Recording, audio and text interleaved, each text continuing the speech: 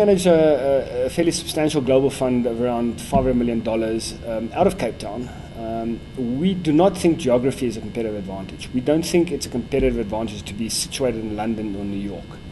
We think consistently applying a philosophy and process, a sensible philosophy and process, is a competitive advantage, and where you are doesn't matter. And I think we've proven that with our global fund.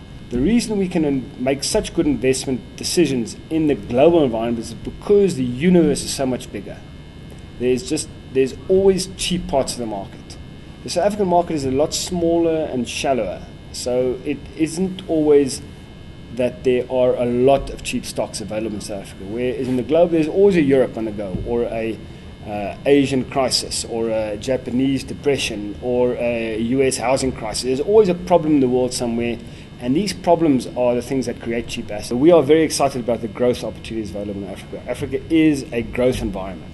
However, one needs to distinguish between a business on the ground and businessmen making money and outside passive minority investors represented by funds investing in Africa.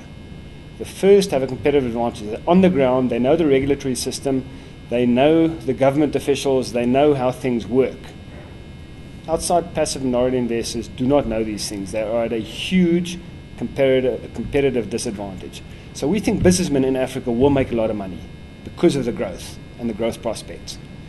But passive minority investors, we think the odds of them making money is much less.